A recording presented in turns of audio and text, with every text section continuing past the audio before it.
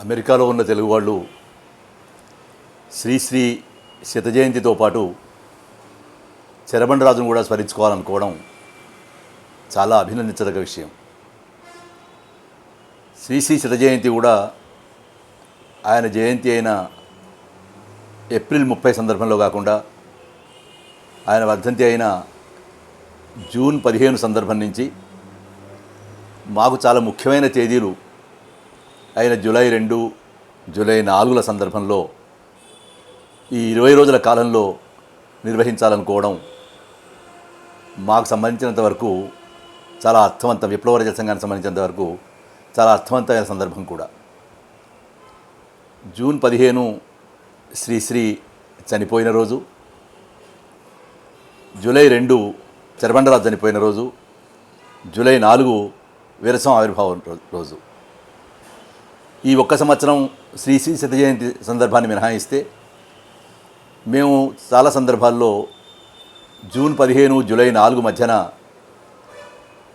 శ్రీశ్రీని, చెరబండరాజును, వీరసమును పునర్మూల్యాంకనం చేసేటువంటి పనులు చాలా సందర్భాల్లో చేస్తూ ఉంటాం.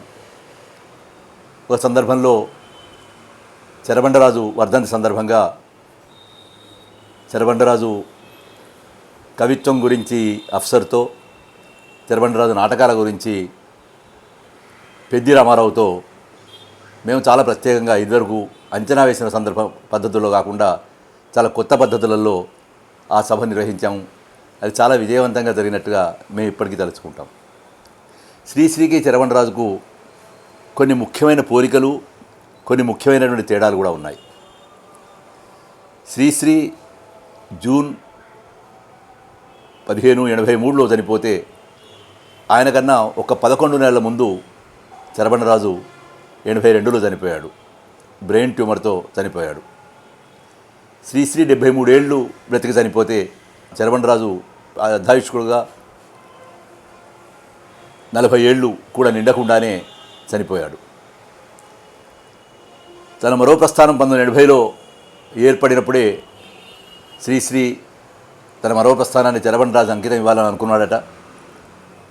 మరో ప్రస్థానం నేను వరంగల్లో ప్రచురించాను, నేను కమ్యూనికేట్ చేయడంలో ఎక్కడో ఆలస్యం అయిపోయింది, కొంత విస్మరణ జరిగింది అని అంటూ దాని 2వ ముద్రణ వచ్చినప్పుడు అప్పటికే స్పృహ కోల్పోయినటువంటి, కోమాలో గడిపోయినటువంటి చెరబండరాజును గాంధీ ఆసుపత్రిలో ఆయన దగ్గర చూస్తూ, గాంధీ ఆసుపత్రిని చెరబండరాజు గాంధీ ఆసుపత్రితో కాకుండా గాంధీ రోగనిలయం అని పేరుతో పిలిచేవాడు సికింద్రాబాద్లో ఉన్నదాన్ని. ఆ రోగనిలయంలో కోమాలో ఉండేటువంటి చెరబండరాజు పక్కన నిలబడి శ్రీశ్రీ 2వ ముద్రణ వచ్చినప్పుడైనా మరో ప్రస్థానాన్ని చెరబండరాజు అంకితం ఇవ్వాలన్నాడు. విప్లవ రచన సంఘం ప్రచురించినటువంటి మరో ప్రస్థానాన్ని చెరబండరాజు అంకితం ఇస్తూ ఆ ఫోటో వేసి ఆ ప్రస్తావన కూడా శ్రీశ్రీ రాసిన మాటల్లో ఆ ప్రస్తావన తేవడం కూడా జరిగింది. శ్రీశ్రీది నగర నేపథ్యం, చెరబండరాజుది పల్లెటూరు నేపథ్యం. బహుశా తెలుగు నేల మీద ఉండేటువంటి ఇవాటికి కూడా చెప్పదగినటువంటి ఒకే ఒక్క పారిశ్రామిక నగరం విశాఖపట్నం. ఆ విశాఖపట్నంలో ఆయన 1910లో పుట్టే నాటికే చాలా విచిత్రంగా పిచ్చాసుపత్రి 1883లోనే విశాఖపట్నంలో వచ్చింది.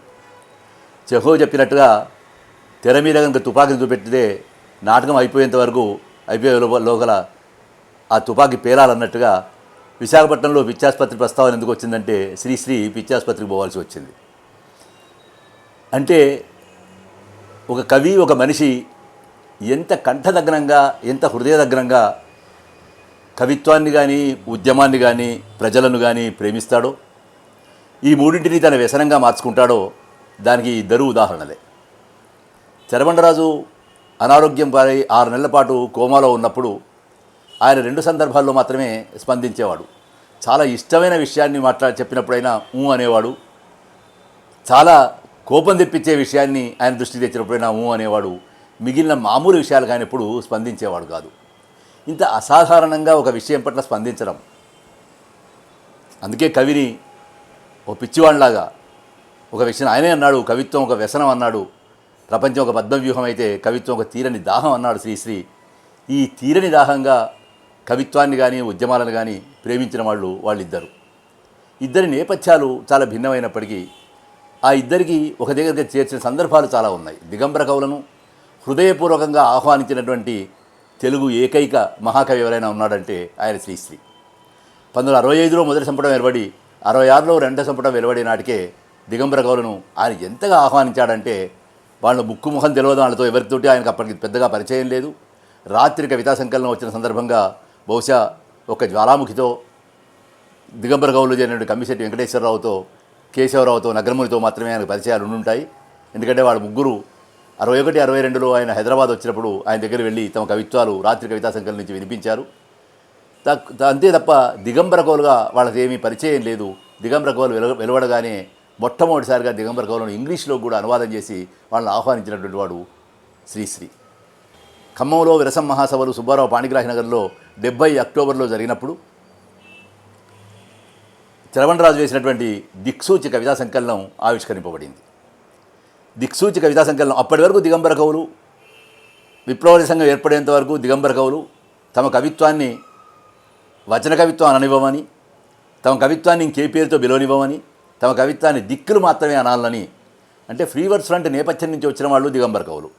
ఫ్రీవర్స్ ఫ్రంట్ నేపథ్యం అంటే పాట కానీ ఛందస్సును కానీ నిరాకరించేటువంటి ఒక రూపం. ఆ రూపాన్ని కుందుర్తిలాగా వచన కవిత్వం అనడం కూడా వాళ్ళకి ఇష్టం లేదు. ఇంకే పేరు లేని కొత్త దిక్కులు అన్నారు. అటువంటి దిగంబర కవులు పాటలోకి ప్రవేశించడం, అంటే విప్లవ సందేశాన్ని విప్లవ ప్రజానీకంలోకి తీసుకుపోవడానికి పాటలోకి ప్రవేశించడం అనేటువంటి సంప్రదాయాన్ని కూడా మళ్ళీ శివసాగర సంప్రదాయాన్ని నరుడో భాస్కరుడో పాటతో మొదలు పెడితే చైతన్యపూర్వకంగా దాన్ని తన కవిత్వంలోకి తీసుకొచ్చినటువంటి వాడు చరబండరాజు. దిక్సూచి కవితా సంకలనంలో ఉండేటువంటి కవితలన్నీ వచన కవితలైతే, ఆయన మాటలో చెప్పాలంటే దిక్కులైతే, వాటిని అంకితం చేయడం మాత్రం చరబండరాజు ఒక సుప్రసిద్ధమైనటువంటి ఎవరో అజ్ఞాత కవి రాసినటువంటి తెలంగాణ పాటతో ఉంటుంది. ఏటికేతం పెట్టి ఏ పుట్టు బండిచ్చి గంజిలో మెతికెరగానన్నా అనే పాట రాసి మూట కొడుతూ, బావి మీద మూట కొడుతూ మా నాయన మా అయ్య ఎప్పుడు ఈ పాట పాడుకునేవాడు, ఆయనకి ఈ కవితా సంకలనం అంకితం అన్నాడు ఆయన. అంటే తనకు తెలియకుండానే తను ఇంకా పాటల ప్రపంచంలోకి ప్రవేశిస్తున్నానని, పాట ద్వారానే తన సందేశాన్ని ప్రజల్లోకి తీసుకుపోదలుచుకున్నానని చరబండరాజు ఈ అంకితం ద్వారా చెప్పినట్లయింది. ఈ అంకితం ఇస్తూ చరబండరాజు పాడుతున్న సందర్భంలో శ్రీశ్రీ ఆ కవి సమ్మేళనానికి అధ్యక్షత వహిస్తూ చరబండరాజు చదువుతున్నటువంటి కవిత్వాన్ని అట్లా విస్మయపడి చూస్తున్న సందర్భం కూడా చాలా సుప్రసిద్ధమైనటువంటి ఫోటోగా చరబండరాజు శ్రీశ్రీ ఉన్నటువంటి ఫోటో ఇప్పుడు మనం చూస్తాం. అట్లా విరసం మహాసభల్లో చరబండరాజుకు దిక్సూచి కవితా సంకలనాన్ని ఆవిష్కరించడం ద్వారా సన్నిహితుడైనటువంటి శ్రీశ్రీ చివరిదాకా కూడా చరబండరాజును చాలా ఇష్టపడ్డాడు. వీళ్ళ కవిత్వాలలో శ్రీశ్రీ 1910లో తన పుట్టుక గురించి చెప్తూ, నేను పుట్టిన సందర్భం బరంపురంలో నానాజాతి మహాసభలు నానాజాతి మహాసభ జరిగిన సందర్భం ఉంటాడు. అంటే అన్ని కులాల వాళ్ళను ఒకచోట సమావేశపరిచి అక్కడ చాపకూడు ఏర్పాటు చేసినట్టుగా అన్ని కులాల వాళ్ళకు ఒక భోజనం ఏర్పాటు చేశారు. అటువంటి ఒక చరిత్రాత్మకమైన సందర్భంలో నేను పుట్టాను అని చెప్పాడు. శ్రీశ్రీ పుట్టిన 5 ఏళ్లకే గురుజాడ చనిపోయాడు. గురుజాడ మార్గాన్ని శ్రీశ్రీ ముందుకు తీసుకువెళ్ళాడు. శ్రీశ్రీకి కాస్త బుద్ధి తెలిసి నవయవనంలో ప్రవేశిస్తున్న సమయానికి బోల్షిక్ విప్లవం జరిగింది. చరబండరాజు పుట్టేటప్పటికీ రెండో ప్రపంచ యుద్ధం ముగుస్తున్న కాలం. శ్రీశ్రీ గర్జించు రష్యా కవిత్వం రాసిన కాలానికి బహుశా చరబండరాజు 1 సంవత్సరం వాడు. చరబండరాజు నేపథ్యం, శ్రీశ్రీ నేపథ్యం బోల్షిక్ విప్లవం ఆరంభమవుతున్న కాలంలో ఆయన యవ్వనంలో ప్రవేశిస్తే, చరబండరాజు కళ్ళు తెరిచిన కాలం తెలంగాణ రైతాంగ పోరాటం, సాయుధ పోరాటంలోకి ప్రవేశిస్తున్న కాలం. 1944లో చరబండరాజు పుట్టాడు. నల్గొండ జిల్లాలోని అంకుశాపురంలో పుట్టాడు. నల్గొండ జిల్లా కమ్యూనిస్ట్ విప్లవం తెలంగాణ రైతాంగ పోరాటాన్ని ముందుకు తీసుకువెళ్ళడానికి ఎర్రకోటగా పనిచేసినటువంటి ప్రాంతం. అక్కడ అంకుశాపురంలో ఆయన బాల్యం గురించి చెప్పాడు కూడా. నా బాల్యంలోని ఒక బలమైన జ్ఞాపకం నాలో ఏమిటంటే, నేను వీధుల్లో నుంచి పోతూ ఉన్నాను, ఒక షావుకారు ఇంట్లో కడప మీద ఆ షావుకారును పెట్టి ఎవరో ఒక రాత్రిపూట అతని మెడ నరుకుతున్న దృశ్యాన్ని చూశాను, అది నా మనసులో ఉండిపోయింది అంటాడు ఆయన.